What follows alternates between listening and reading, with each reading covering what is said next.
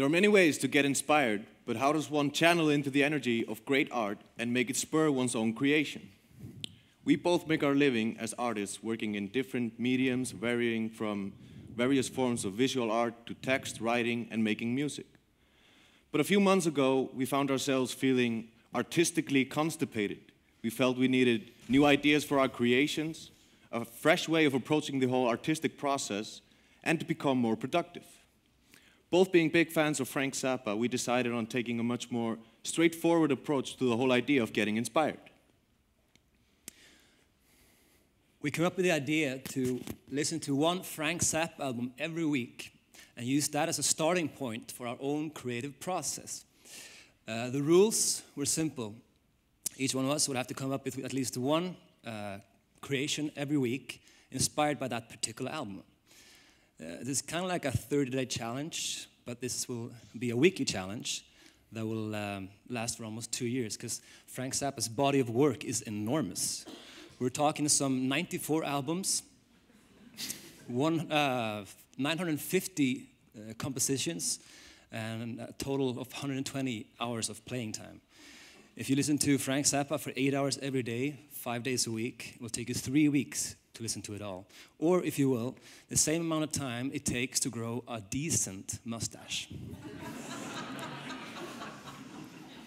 So we started listening to Zappa's music in a chronological order. At first, what we came up with was quite literal. Characters from Zappa's music and lyrics came to life the way we had envisioned them from listening to the songs. Like the enigmatic Duke of Prunes, the famed Susie Cream Cheese, or what a brain police would actually look like. On the lyrical side, we started playing around with reoccurring motives like the quintessential TV dinner, or poetically tried to imagine what would constitute a prelude to an afternoon of a sexually aroused gas mask.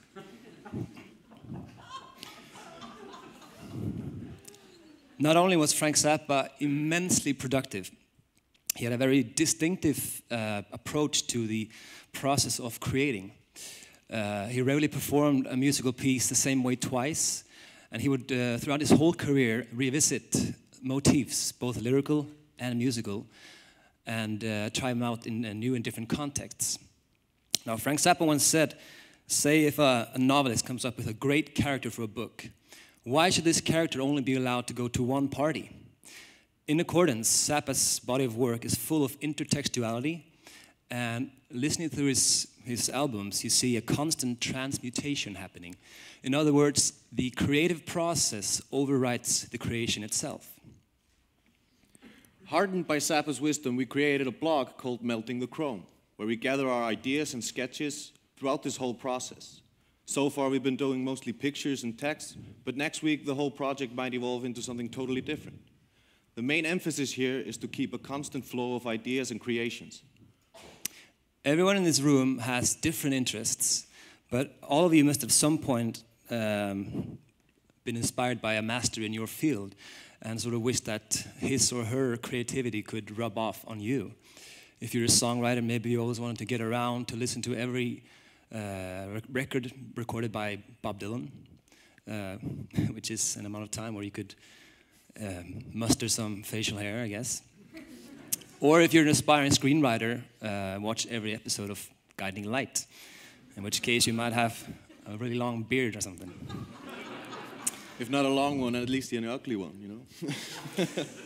We've been doing this now for 14 weeks, but we still have 70 albums to go, so this project will last until December 2014. Yeah. And so far, we've gotten a great excuse to listen to more Zappa and discover all those albums we hadn't gotten around to listening to yet. But most importantly, we're both creating a lot more and on a weekly basis, and this whole process is boosting ideas for our other projects.